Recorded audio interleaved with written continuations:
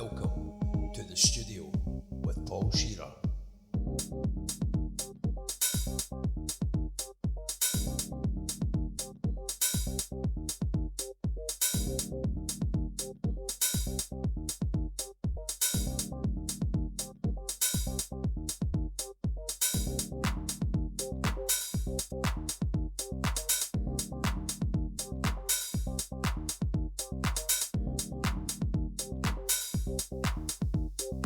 Welcome to the studio with Paul Shearer.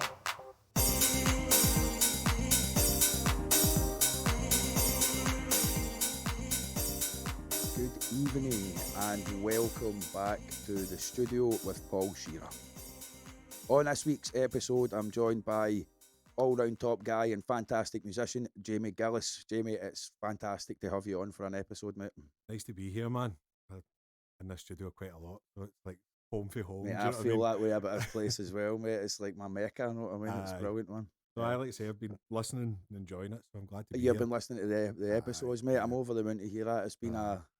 a quite a learning experience getting them going and that, you know what I mean? But I feel like I'm getting a good positive reaction for people, you know what I Mate, mean? it's as good a start as you can get, man. Totally, It's, mate. all the stories and all that have been great, and the interview's been great. Aye, it's been brilliant. No, I'm really glad to hear that, mate. So, what has been happening with you on the music front recently, mate? What's been happening? Are you band-wise, solo gig-wise? What's going on? So mostly jam with the band. So started jamming with the Sleeping Giants, during first lockdown, 2021, as things eased off, end of 2020, 2021. Still doing my solo stuff, doing a bit of writing and doing the cover gigs, man.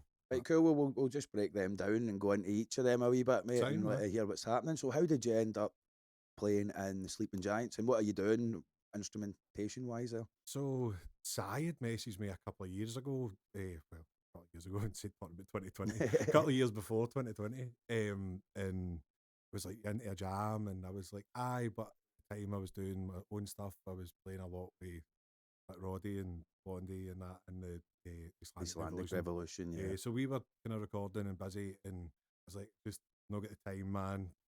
So kind of spoke about it a couple of times, and then just the end of lockdown, things weren't happening, and I messaged Sai, I was like, or he messaged me, whatever, jam, and started jamming, playing Perk, which is new to me, do you know what I mean? I sound, I'll do Perk. Well, it's not really, but is it because like you're very well known for your hand drum? My spaceships, Aye, your spaceships, mate. Aye. Aye, so it's different sort of Perk, because that's melodic, do you know what I mean? Yeah, Like, man.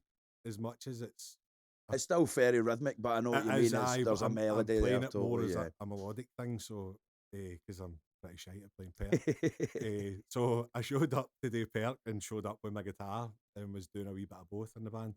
And like we done a gig, and I would like wearing my guitar and playing bongos with my guitar around my neck, and then change for the chorus and start playing guitar, and then go back to singing. And So then you go would back to do like percussion on a verse, chorus, guitar, and then Aye. back to percussion. I Aye. love that, man. That's awesome, and man. then backing vocals and all that. I was the busiest cunt in the band, man. Everybody Yes, man. was just like, No, crazy. that's awesome, mate. I love that. So I was doing that, and then lineup, changed. Sleeping Giants changes lineups fairly regularly as well. You know, do you know what I mean? So Ross and Boyd's playing guitar left, so I kind of started playing a bit of guitar.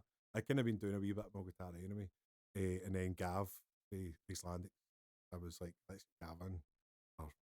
Take one of your jobs off you, then give you Like, some time to think about it. He does Perk, do you know what I mean? So it was kind of perfect fit, man. And so we've been in here jamming, doing a bit of recording. So let me get this straight now then. So how many people are in the Sleeping Giants then? So 6. So is it 6? That's fair. Six, I thought it was more than that. Yeah, but So Sai's singing, playing guitar. I'm playing a guitar, doing a bit of singing. Chris playing a lead guitar. Gav's playing Perk. Playing brilliant. And where can people go to hear the Sleeping Giants? At the minute, the only place you can listen is Facebook, on the Facebook channel. Sleeping Giants, not the Sleeping Giants. Sleeping Giants, not the Sleeping Giants. The Right. Sleeping Giants are the Caravan song folk. Yeah, right. I Uncle thought that. Patrick. Yeah. We get that quite a lot. So, Sleeping Giants, we've got a few videos out there. Doing live recordings in here. I've seen them, mate. I've seen them. They're sounding great. Sounding good. So again, like what you're doing with this, a kind of learning process. Totally, How are man. we going to set up a live recording in this room? So, so Facebook, and we've got Spotify access. No tunes up. They're not finished recorded. But hopefully, next couple of months. That's great news, mate. It's That's sounding great really news. good, man. Aye, Really good. it's a very Sai's a great songwriter, man, and like the music he's making is like so funky, man. For people like us who are fans of the funk, mate, that's it. It's a Aye. wonderful style of music. You know what I mean? A pleasure. Aye. Listen to him, man. It's great. You know what I mean? Getting involved, like, see when I got involved, like I showed up and I don't know if I play these songs, man. Like perk or guitar or bass. What you or going to whatever. add to them, kind of thing? Aye, Like what am I- totally, mate. I get that. Aye. Totally. What am I going to add in? Like, there's so many time changes and 10 parts to songs or whatever. Aye, it's not just a verse chorus structure, kind of thing. Sai's always been like that way writing, and man. That's awesome. Man. It's Cool. It's no always 4 bars or something. It's Aye. 4 bars, then 3, then 3/4 of a bar, and then it changes and things like that. Do you know what I mean? And so you've done it. It's I like, get it, mate. Totally. But it was a proper level up musicianship for me. Like, you were expected to be at a higher level to play along with them. Is that? I don't think I was expected. No, I don't mean. I don't mean by them. I just mean for your own expectations. expectations. Definitely, Yeah, man, 100%.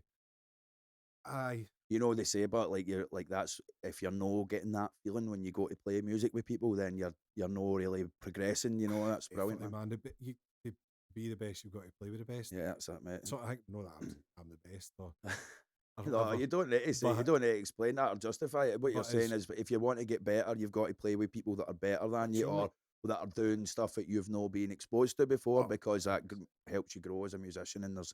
And there's absolutely nothing wrong with saying that, mate. That's great, man. And you want to surround yourself with good people and good musicians. Yeah. And if you're lucky enough, and you're lucky enough in your band to have even better people. Do you know what I mean? Yeah. And that's when you get that thing, it just works. I mean, no, that's great, mate, and I'm glad to hear it's going like that as well. Although you can hear it in the results if you hear these just now as well. It sounds great. Over on Facebook at Sleeping Giants, not the Sleeping Giants, Sleeping Giants page on Facebook. You can catch some of the videos that the boys have been making, and eventually we'll have Sai on and maybe a couple of the rest of them. I'm hoping to be able to get 2 and 3 people on at a time eventually, but it's like hard enough learning to do one-on-ones now, But Sai's definitely going to come down as well. So we'll such an interesting songwriter, man. Totally, man. Like I'm laughing because I know exactly what you mean. You could be breaking down Sai's writing. You could spend 3 hours totally no bother. I do regularly spend 3 hours trying to break it. Show me that part again. No, that's really good, mate. That's good. No, and I know, I've known Sai a long time, and we've played a lot of music together. I know it's a conversation we've had about his it's non-standard approach, let's call it. You know what I mean? It's like, but I like it as well, and that is how you make unique music. So it's something that to be in a band with somebody that writes like that, and Sai's a prolific songwriter as well. Do you know what I mean? Man. So it's like he's so good at it, does it so well, so often. Aye. To churn out the songs it does, whether it be the actual playing or the lyrics or the vocal melody or whatever it might be, to actually do that time. Pretty impressive, mate. Totally, man. It is really. No, he's great, man. So how Gavin's in the band now playing percussion, so that's left you to do just more guitar and backing vocals. Yep. Chris is still in the band. Chris still in the band, man. He's awesome. Aye, Chris is great. And we're getting tighter and things and we can hear ourselves a wee bit better, so things are getting better. And he's really an exceptional guitar player as well. Totally, Chris, man. No, a big shout out to Sleeping Giants. They're a fantastic band, fantastic boys, man. It's great to hear it's all going well for you, mate. And I'm really, really looking forward to seeing what happens next. You know, have you got anything on gigs on the horizon or anything just now? No gigs, man. Gigs are brutal to try and get now. It's like local places, everybody's booked up to next year. We could do 3 hours on the booking gigs. trying to book gigs in this area. Aye. Do you know what I mean? You do all right. Well, I've You been. do all right. I came out of the pandemic, mate, and it was like it was very problematic, and then it looked great. And then it looked even better. I was booked up with a few places until the end of 2023 now, so I was like, that's brilliant. But then in the last 6 weeks, things have dried up again. Like there's people, nobody's wanting to make bets on the future. Nobody's. I think it's. I mean, I don't think it's just to do with venues and that. I think the cost of living crisis and that is starting Mate, to impact everything. And how do you run a pub when your gas and electricity bills went 20 grand a year? Like, is that what the level of it is? Is that depending on? I mean, I've spoke to I spoke to different places and looked at different things, different businesses, and I was looking at the Masonic for doing a gig. the Vale Masonic? Yep. And I think they said their last bill was 32,000. And they were looking for. So how do you £90,000 for their fuel, for their electricity and fuel for the year? Because it was. I mean, think that's changed since I last spoke to them. Different caps and all that. I mean, no. Aye, well, obviously there has up to been speed, some measures, but it doesn't look like any of those measures are like really going to help people or that much. You know what I mean? Even if it goes down and they're paying 40, that's still I know, 5 or 10 grand. You need to find profit you didn't have the year before, mate. Do you know? So how you book somebody and pay them ever? I'm not going to start talking about numbers for how much me and you get paid for gigs. Do you know what I mean? But however much that pub's paying me for that gig, they need to make that back profit to make it worth a while. If all of a sudden they need to make an extra £1,000 a month, on top of that, you can understand why it starts to present problems. Well, that's it's a nice segue onto another part of it. So if we're talking about like your solo musical life, Jamie, like that, so that we were kind of alluding to the fact earlier that there was some problems getting gigs and that just now. I think it's one thing, right? So see if you're a band at this moment in time, but your band is a trio, you can get gigs. Probably. But see if you've got a 6-piece band, like that it's a problem now trying to get paid, and then it's then reinforcing the idea with customers that this bar doesn't put bands on. Aye. Do you know? And then that stops them coming out potentially. Again, you might not go back to a pub if you think they don't put any music on it's now. a You know, total knock-on effect. And when you're a 6-piece band, you've limited to how many pubs you can play. Yeah, mate. Do you know, like you can't get away with playing every pub because there's just no space. No spaces. And nobody's going to want to hear it. You know, they might want to hear it, but it's difficult. You know, you can get like. If I was to take the 6-piece, like the one samba, and offer them to places for like half the money what they would get it normally, then places would take it. Aye, definitely. But it's the problem is like I can't convince 5 other people to come out and spend their whole night on that. You know what I mean? When all you're really making, I think like if I think of, I'll not name any venues, but one venue we were booked up in for a couple of gigs this year said we can't pay you as much, and they wanted to pay a quarter less. Aye. And from that 25% less, that would have meant we would have been getting paid £11 per hour for coming out and playing 3 hours of live up tempo funky music. Do you know what I mean? And that's no like. I can understand why the rest of the band potentially would be like, nah, well, we're not coming out for that. You know what I mean? Like, it's a tough one. Like we have this conversation in the band fairly regular. We've been talking about gigs and got to a place uptown, and it's that pay to play mentality of, you know, you hire the venue, you want 250 quid, you still got to bring some of your own gear. You've got to say you're not even getting a back line provided. We get a back line, but no, like, we're a 6-piece. I know, sure. Providing a so 6-piece. I suppose fair play to them. You could provide a back line for a 3 or 4-piece. So they'll put like one guitar amp, a bass amp, a drum kit, maybe 2 guitar amps, gas. You know, but we need 3 amps plus mics, stands up there. But 250 quid. So you do that with 3 bands, you're talking per band to play. That meaning you're having to guarantee bands bringing 10 folk to the gig. Aye, that's us back in the pay to play realm. That's completely. Where you're at. You know, it's just in different guys. You know what I mean? So you've got that choice to get gigs, and if you're lucky, you might make a wee bit of money, but you're probably going to lose money or you're going to break scene. Yeah, Doing the pub gigs, you're going to make money, but you need to be doing covers. yeah, that's a And huge part of it, man. so Definitely. it's a tough one, and it's a debate that I think every band has. You know, like, How can you straddle the line? do you want to do covers? Do you not want to You do know, covers? And I like doing covers because I do the solo gigs same, myself. mate. Like, I love it. Do you know what I mean? Um, so But some people don't. You know what I mean? That is a oh, big factor. totally, man. And I get it. Like I don't really want to be doing necessarily doing covers with an originals band. Like Sleeping Giants is totally original, so I don't really want to be doing covers. But if we're wanting to get gigs, that maybe to get money, we're probably going to have Yeah, mate. to. But oh man, so those gigs are no happening at the minute. The band, but we're in the middle of recording and all that. So that's cool. Solo gigs I was doing and was fairly regular, like doing then just kind of Are you dried up. suffering a bit of a I dry mean, up on that front as well? Aye. my last gig was last month, and I've not got anything booked to hug my neck. Ah, really? Aye. And Where are then, you hugging me? in the pier. Oh, the fear, right? Aye. And that, even that was only like last week. I got the message to like To do that, yep. I was like, cool. And then the next gig I got booked after that, Really? Aye. Right. That's.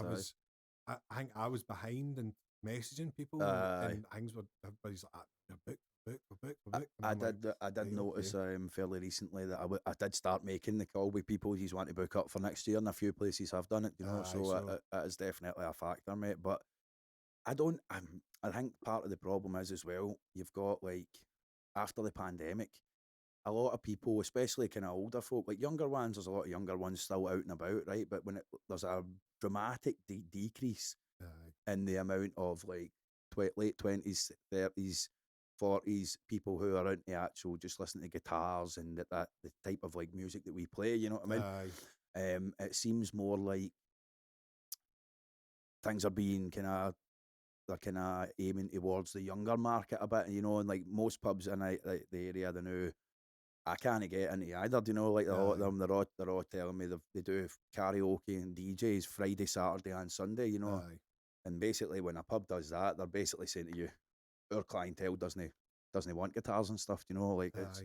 It's such a hard one. Like, how do you try and keep on top of that, right? Like obviously there's a lot of things that you are out with your control.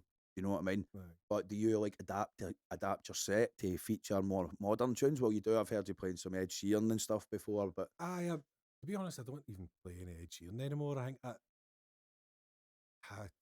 I do. what was the Ed Sheeran tune I'm thinking about? I mean, I've done a couple over. It Like was the really dancey sounding I one, wasn't done it? I done that Shape of You, Shape of You, that was it. but Right, only because we Danielle was booking us for the Tully, aye. and she was like, play that song, play that song, play that song, and she shouted it at me for like a month or something, and I was Aye. like, right, okay. Well, that's it. But that's playing to the crowd, mate. It's That's playing to the part of crowd. what you have to do to keep Aye. things going. Do you know what I mean? Like, I've my adapted way of doing it. I guess if, in terms of playing to the crowd, I only do songs I like. Like I'm a nightmare. mhm. Like I don't play songs because they're popular songs. They might be popular Aye, songs. that's why I always Um, look at it like that. Like, but I like every song I'm playing in some capacity. aye, Do you know what I mean? Like, well, I don't even like them in some capacity. They're mhm. songs I want to play. They're songs that I've sat in the house Aye, and learned because that for me, I can look at both sides of it, Jamie. I can appreciate that if I go into certain stylistic areas, then that's going to benefit the general audience who oh are aye, out at pubs. You know what I mean? But I still would never learn a song I don't like. If I've went to the aye, bother of learning all the words and the guitar for a song, then I like it in some capacity. aye. Do you know what Don't I get mean? me Like, wrong. I've done so. I guess the way I adapt is I have my set, or not even a set. I don't write sets.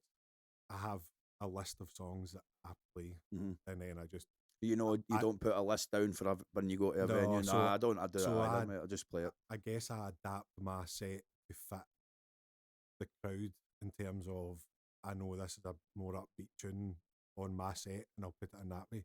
And of most recent, I've been doing requests because I bought an iPad during lockdown. Well, I never even bought it.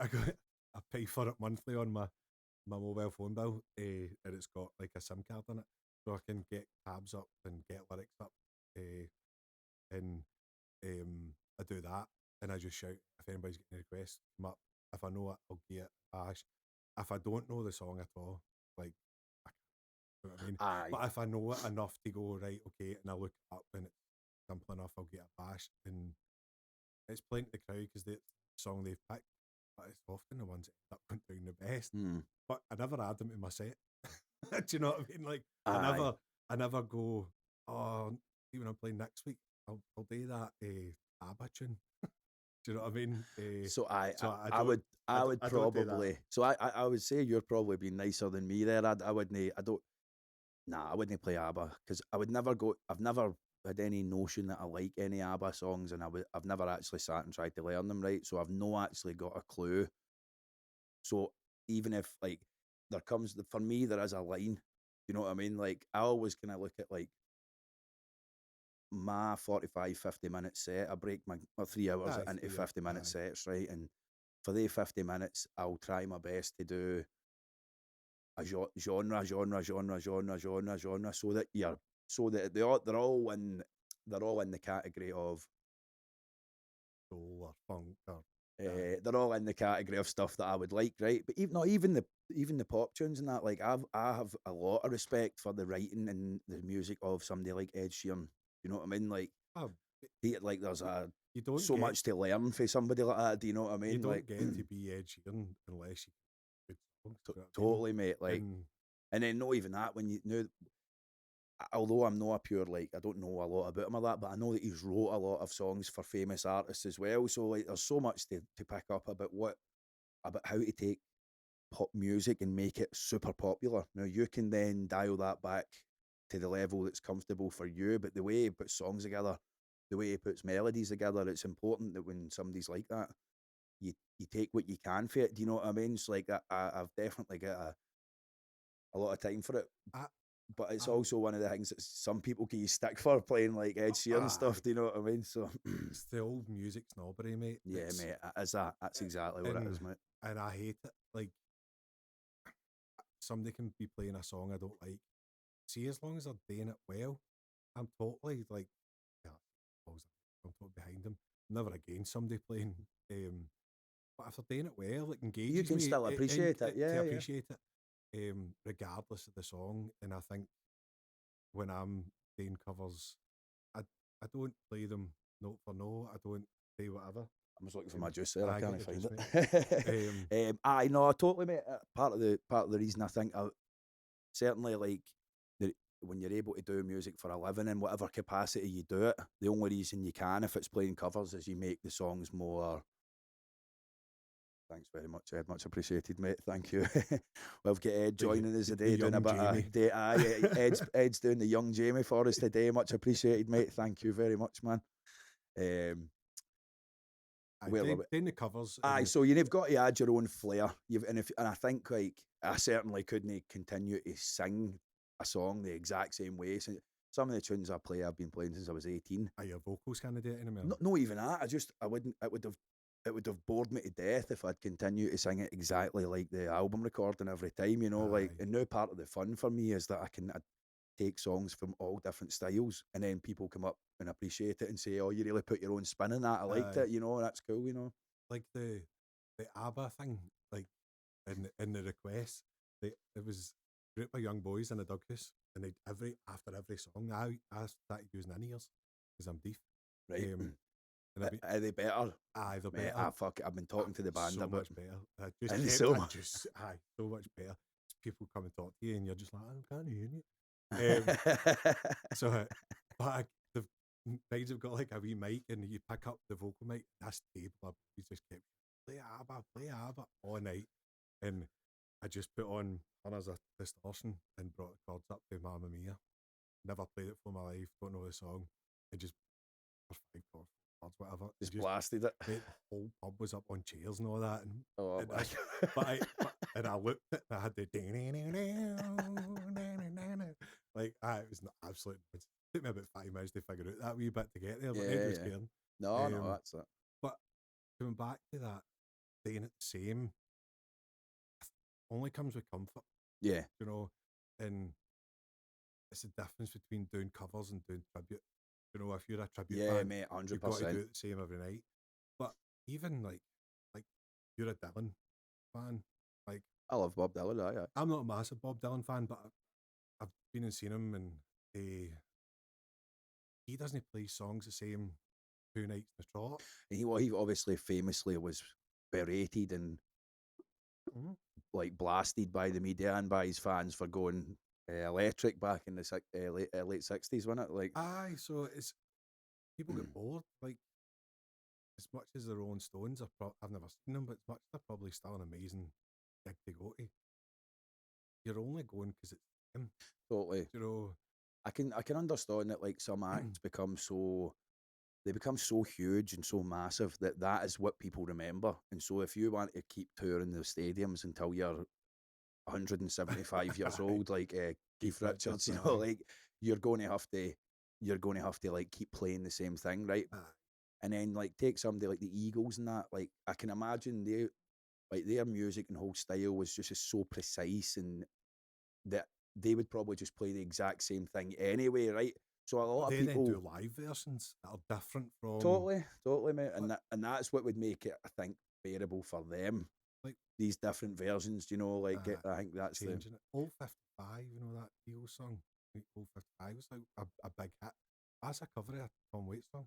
Oh, is it? Do you know what I mean? It's like big bands day covers. Like Coolie Shaker's one of my bands. I love Coolie Shaker. Biggest hits Govinda.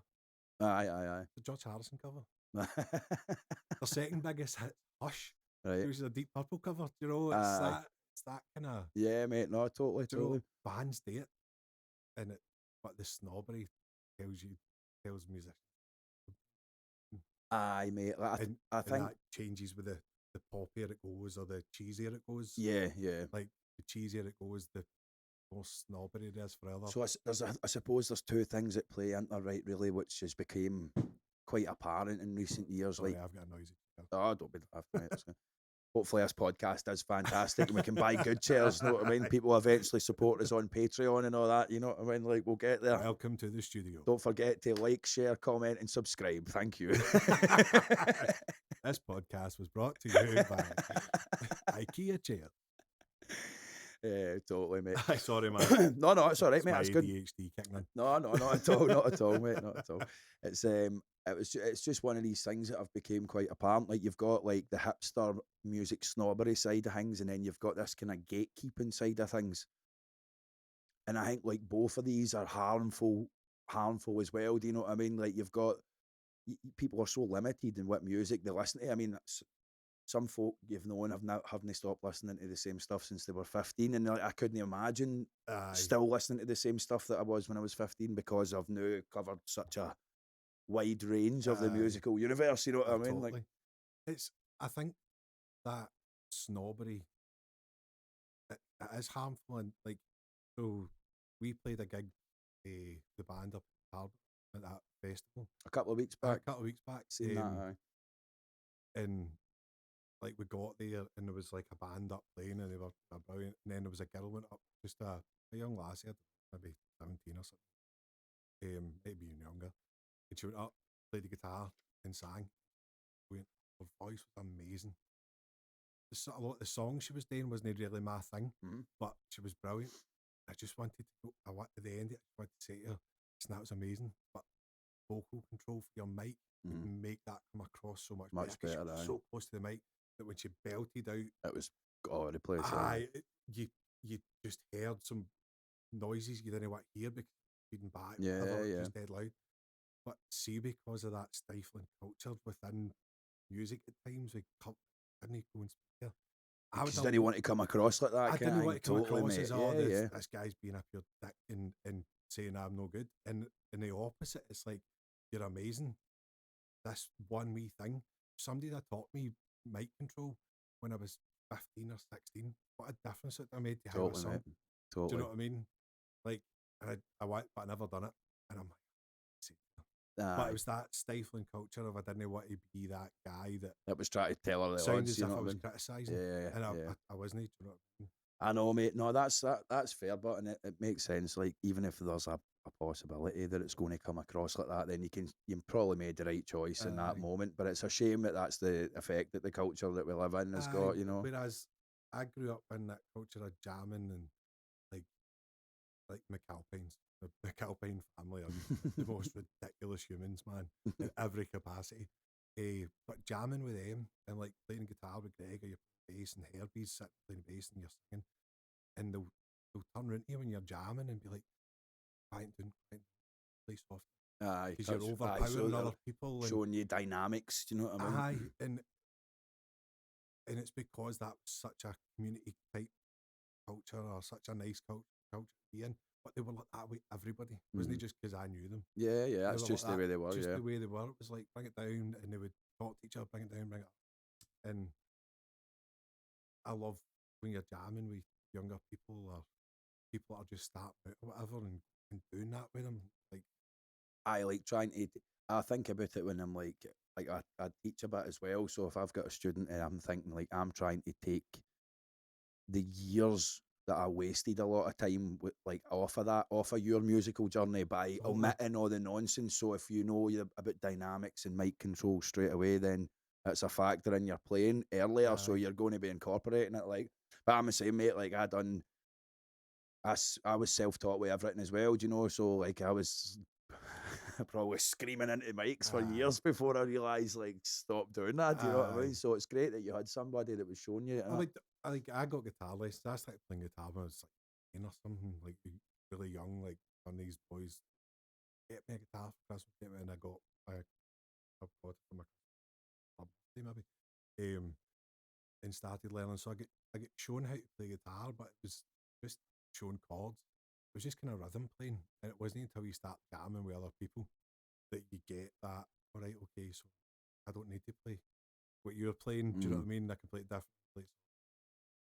I like say that with the condensing that you can go teach somebody that one wee bit nugget it's going to speed them up 5% in half the Yeah, time. mate. Yeah, Do you know I'd love to do it.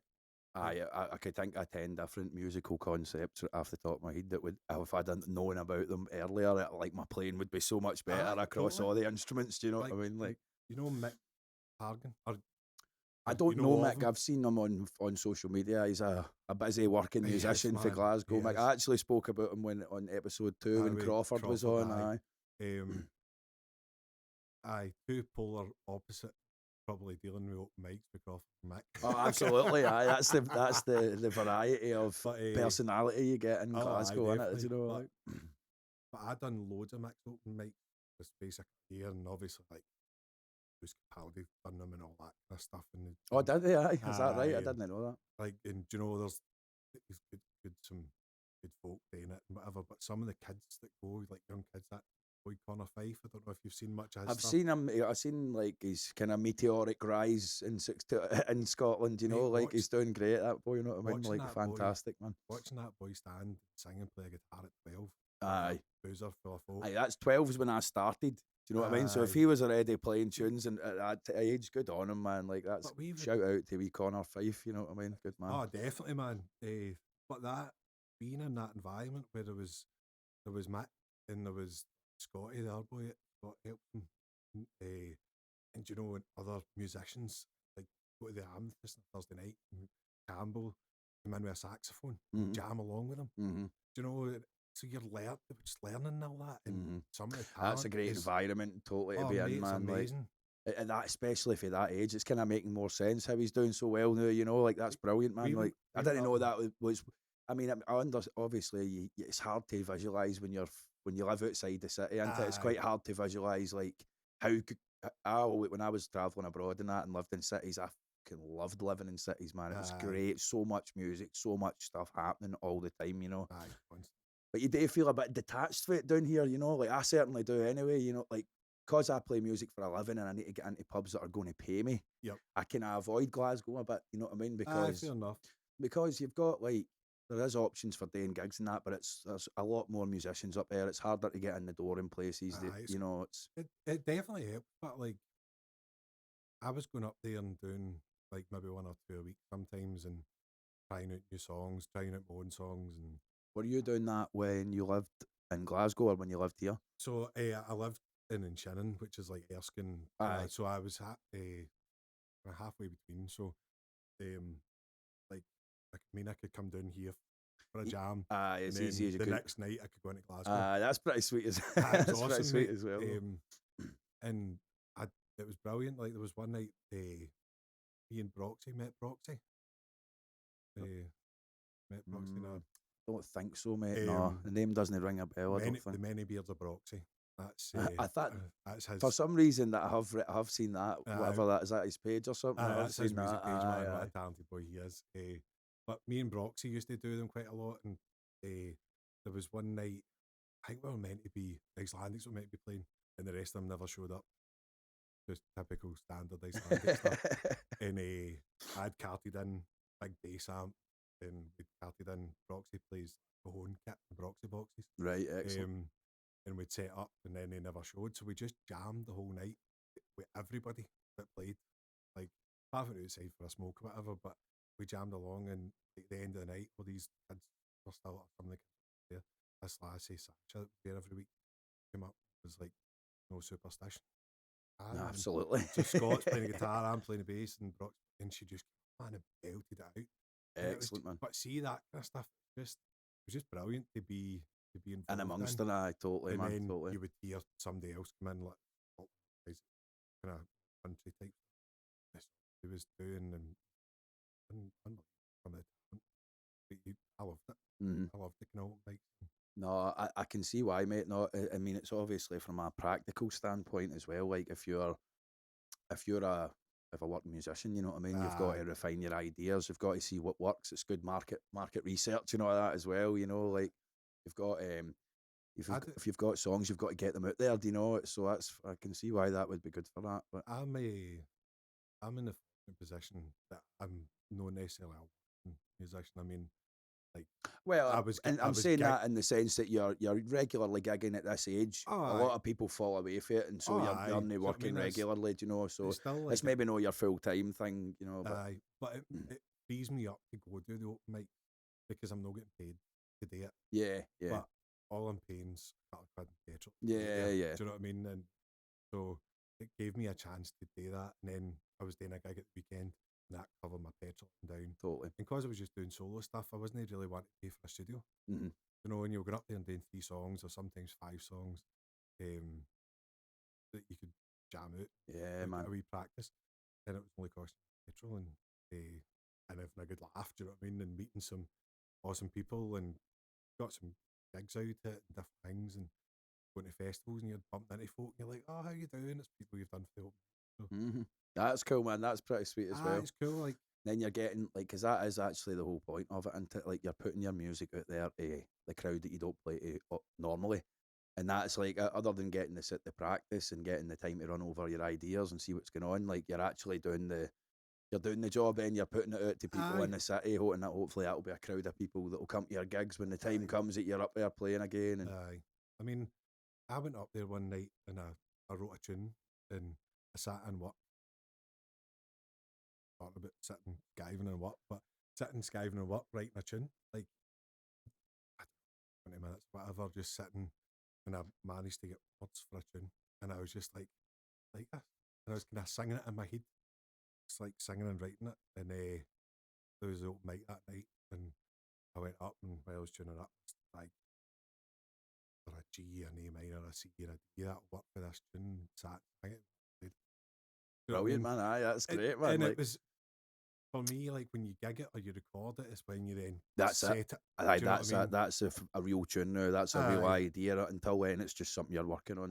Whereas a lot of the time you have a wee bit, and then you sit with the guitar, and then you go, right, oh, that's shite, and you change it, oh, that's shite, or what if I played this differently, or whatever. Whereas that time, it was like, here's 3-4 chords, boom. I think that's part of the kind of songwriting journey as well. Is like that eventually the ideas are happening in your head when you've not got an instrument. You know, which is I think like a really a crucial step in the process. You know guess what I mean? Depends on what. I mean, I'm probably first and foremost always been a singer. You know what I mean? But you also play guitar, you play bass, you play hand drums, you play percussion, like you play all sorts. You know what I mean? So I guess when you... What else do you play? Is there anything I've missed out there? No, that's probably it, mate. Bass, guitar. And singing. and singing. Oh, that's 5. That's Aye. brilliant. That's great. 5 instruments, mate. You know what I mean? That's brilliant. I play them at a level that somebody doesn't know. Go I can impress them. No way, mate. Eh, That's not true, man. You're definitely not. You're better than that, mate. 100%. You know what I mean? I don't know. I don't know any theory type stuff, and You don't need to, but like, unless you want to be doing theory type music, you know, like the type of music where in-depth theoretical knowledge is necessary, then you don't need it. Do you know what I mean? Like, I'm very much a sound orientated person. Play by ear kind of thing. I play by ear definitely, but like just sound Mm-hmm. fascinates me more than like probably the reason why I'm not a big Dylan fan, because lyrics are important to a song for me, but I go straight for the music first.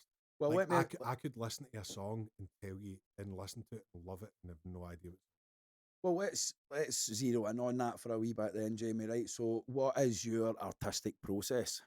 Right. So, if you're going to write a song, obviously there's variation in this for everybody. But how does that process usually take shape for you? To be honest, I don't have a set way of doing it. Like, sometimes it will come with lyrics. I'll just be sitting and sometimes I'll make a conscious effort. Right. You make a conscious effort to start with the words. Aye. In some cases, aye. In some cases, and a lot of the time that case comes depending on what I'm doing and where I'm. You know what I mean? If I've got a guitar in my hand, like I'll write it and I'll start with the guitar. If I've got a bass, start with bass. That's cool you know though. what I mean? Whatever you happen to be holding at the time, and like, that's pretty sweet, mate. No, everybody can do that, mate. That's great. Man. I'm pretty like I've got a music room in the house. Like, quite lucky that my wife, my lovely wife, lets me have a room full of absolute. It's just, I mean, I came in the day with a box of mics. I've got 3 of those boxes in the house full of stuff. When you said to me, "Do you want me to bring a couple of mics and that?" and I was like, "Aye, cool." I was not expecting you to come in with a big plastic box full of them. You know what I mean? But mate, I'm loving the difference. It sounds great. You know. So I've got like that, and then I've also got like a box of pedals and a cupboard. So pedals, and whenever I sit down, that's where I start, and then generally what I do is I write a song in a night, and then that'll be it. Aye. Because then you mess about with it too much, don't you? If you don't do that, it ends up becoming too much fiddling about, and then eventually, in some cases, you just lose your interest in it completely, and it never becomes a song. Or that's the way it can be for me. So that was a new thing for me, like in terms of when I first started out playing in bands, like I was a singer in a band with older guys, 50 years older or whatever, who were proper masters. What was the band called? So it had hundreds of names. It changed names. I think when I joined it was Coda, and then it was something else. Actually, that does actually ring a bell to me, mate. So I do remember talking that. about like the podcasts and listening, and so Jerry had mentioned Kevin O'Reilly and Andy Merchant and David. Like that was the band I joined with them. Kevin was married to my big cousin. Does Kev look a bit like kind of Ian Brown, kind of body, kind of look? I don't think. So I met a guy at the gig last week. We were doing a thing with Jerry and that down in the Clyde bar, and he was telling us that he comes in here, but I wasn't sure exactly who it was. Sorry, on you go, mate. Continue. No, just like so. Kev gave me years ago. They stayed in the same street as me. He was married to my cousin, and when I was a wee guy, like he used to give me a loan his amp, Marshall, and an old Gibson SG that would beat shit. And I used to take a shot at that, but it long just.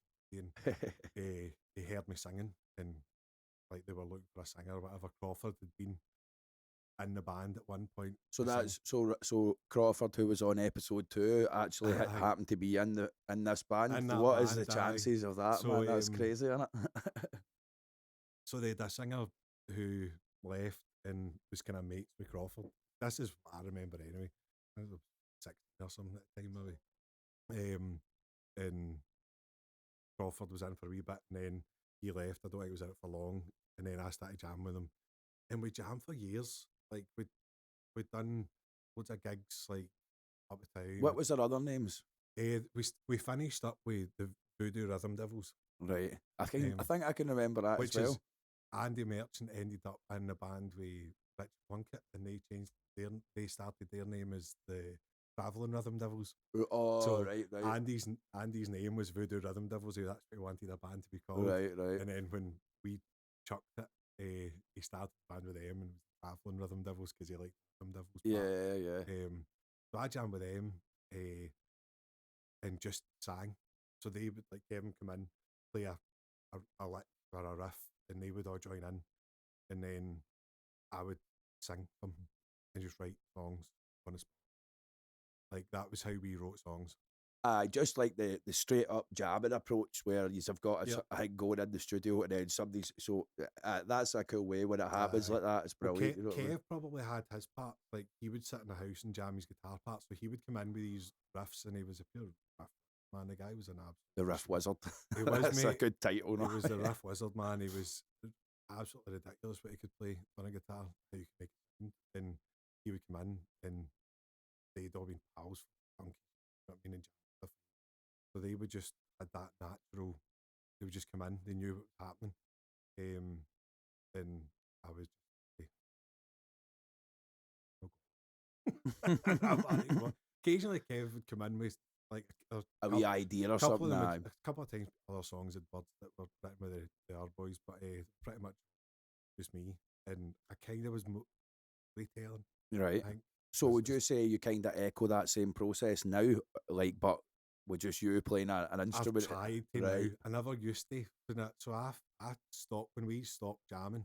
I was like 18, 19 or whatever. So I'd done it since I was like with that band, and stopped playing altogether. I never played guitar. I never sang. Like the full on gap for everything. I like going well last year, and we got married and Wayne and Hoos and whatever. So time was less, and you know what I mean. Like, wasn't really, and they sat playing a guitar and singing in the house. Do you know what I mean? Whereas, like, so I stopped playing. That was in a cupboard. That's wild, man. I just didn't like it when I like my voice, mate. Well, mate, I can tell you, she must be the only one, mate. Know what I mean? Like, because anybody else I've ever spoke to, myself included, loves your voice. Do you know what I mean? My speaking voice that she fucking probably talking about. It never shuts up. But I just never done it, and then just when the net every so often I would sing with people or whatever, and then like when we split up, I had an acoustic bass. I bought half a day or something. Started going to Roddy's jams, and just try to learn a bass. So what age did you start playing bass at? 20. That's crazy, man. That's brilliant. You know what I mean? It's great. But I thought you'd been playing. I thought you'd been playing much longer. Do you know what I mean? Wow, man. 27 maybe. So many years ago was that now? About 10 years ago. No, right. Aye, mate. That's cool, man. I thought you'd been playing well longer than that, man. That's brilliant, man. But I knew how to play the guitar. So they were just doing acoustic jams. So Roddy was playing a G. Whoever was playing the guitar was playing a G. And I would sit with the bass and by ear go, that's that note that he's playing. That's a G. I didn't know nothing about fretboard. I didn't know why a G the musical alphabet or anything. I didn't know why a G chord was a G, the root note, and that's where you play it in the third fret. I didn't know any of that, so I was just learning it all by ear, and that's how I started playing the bass, and it just like fire. Like, oh, here we go, man. And whether or not, maybe the bass was the instrument I should have learned. You know what I mean? Rather than guitar, when I was a wee guy, like probably always gravitated to the funkier, soulful, cool bass line. I think I learned to play bass when I was really young, mate. But I think you have to. I mean, it's not necessarily true. Like, I teach a wee guy, Brendan, just now, and he's like got the soul of an old 70s bass player. Like, he just wants to like blow and listen to pure funk bass all the time. You know what I mean? But most people aren't like that. Usually, your musical appetite, your musical taste has to kind of mature a wee bit before. You know, before I think you really settle into like into that. You know what I mean? Probably that's what happened. But I think that's a positive to your situation. Do you know? Like, I think that's like maybe why you enjoyed it. So if you'd got into it very early, maybe you wouldn't have enjoyed it so much. You know? I mean, I fell in love with playing guitar when I was in high school, and then I'd done music at the grade and higher, and they kind of numbed it a bit for me. Took the fun out of it a wee bit. Aye, so I was all. A lot of people feel that way about like traditional learning of music. You know, it's like sometimes it puts people off the scales and the theory and the reading sheet music and all that. You know what I mean? But So writing tunes, I guess, is now went back to that of I'll try and get a jam going in my head. aye, And then sing over it. You like the same way it would have been back then. That's cool. That does make a lot of sense. You know, like that's and using the loops. The loops help with that. The loops give you that or help him. We need to talk to you about loops. The loops help. Jamie and I both use a lot of loop. Well, I don't so much use it as much as I did now. Now as much as I used to, but we'll both use the loop pedal quite a lot, building loops on top of each other, and then that's the song that you're playing out, and it's so great for your songwriting. Do you know what I mean? Like it really helps. I got the RC10R, which is so you know like it's just the single. Well, it's still got 2 channels on it, but it's like you can program your drum beat and switch to channel 2, and it changes your drum beat as well. Yeah, so you can have a verse and a chorus and switch between the 2. You know how a lot of time you've got to stop one loop and put your beat on one and your guitar on another. Yeah. You can have a verse and a chorus. Right. So that's cool, man. Cause that's something I always wanted with the 30. You know, so the 10R does that. So I've been like during lockdown, I sat like a couple of nights, maybe put 10 tunes or something, just during lockdown, just verses and chorus, some not the loop or whatever, but just jam and tunes it. Man. No, that's great, man. That's that's cool, mate. That does certainly explain how you put songs together. And that, sorry, you know, man, no, that's great. That's what we're on, mate. That was a coherent explanation, man. And it was like it took us. We went right back, and then we come back to just now with it, mate. And that totally makes a lot of sense. So no, that's quality. So, well, what have you got moving forward? What's the plans? What's happening with what are you going to do? How are you going to try and fix the gig situation? That's me looking for tips now. Mate, I have no idea. So again, I'm sure a lot of musicians out there are asking themselves the same thing now. You know what I mean? It's like I say, it's tough for me. I'm in the fortunate position that I do have a job and I earn a living, and like I don't have to worry about the gigs no happening. Yeah, the same. I mean, and as much as I probably hated myself when I was younger for no following my music career, I was probably grateful in the last couple of years. Do you know what I mean? Totally, man. Totally. It felt a bit guilty actually because a lot of my pals do music, you know, and but I don't have a solution for the gigs. I've just keep messaging people, but I'll maybe start doing the open mics again. Aye, for my own, just getting videos up as well is a good idea. As soon as you get loads of views in a video, the venues are much quicker to. I hate, man, and I know. It's so beneficial for the musical perspective or any creative endeavour, but you do have to engage in it at a high level, you know. I want people to listen to my tunes that I write, and I want people to come to my gigs, and I know that the way that videos and ever on social media and sharing it, but like I say, see, because I'm lucky enough, I don't need to rely on it, like, and used to know.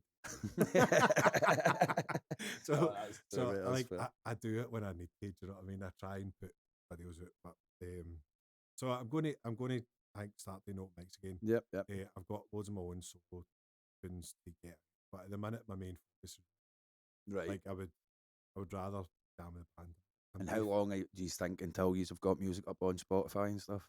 Hopefully in the next couple of months, man. I'm hoping by Christmas. What have you got? What he's working on just now? Is it another album in the works? We've got the album in the works, but I think we've been talking about maybe going to just put songs out and just like once they're ready. I just do it just one at a time, kind of thing. And I'll maybe putting a couple out there and then having an album later. But we've got like 3 or 4 tunes that are pretty solid and just need people to start and then and hopefully start the year start.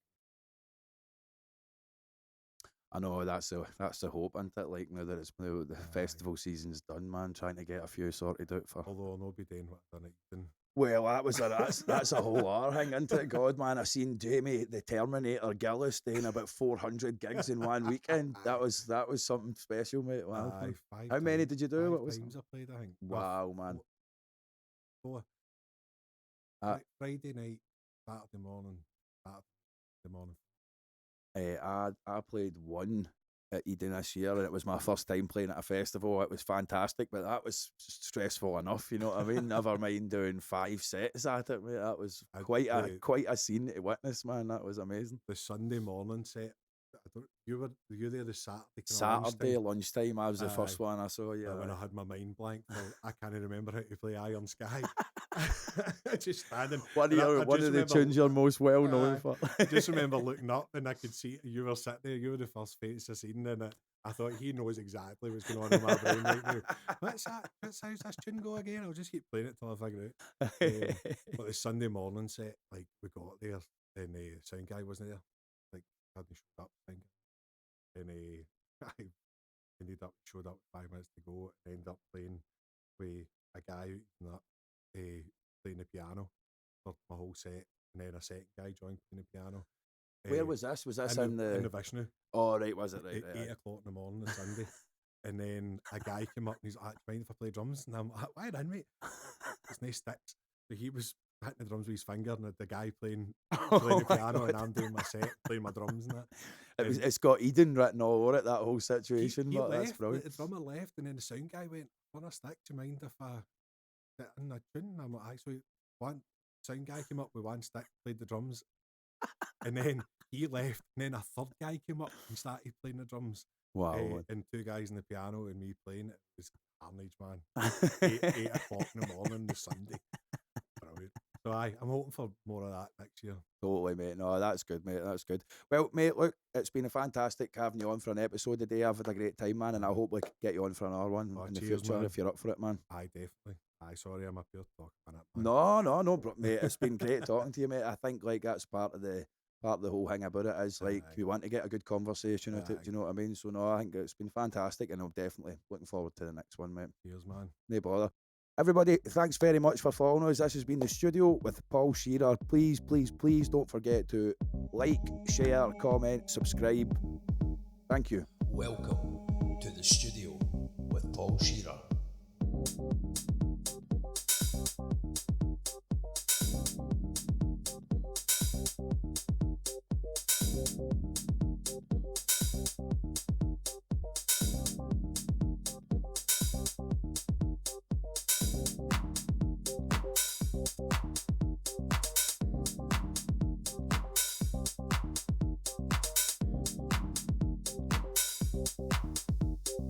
Welcome to The Studio with Paul Shearer.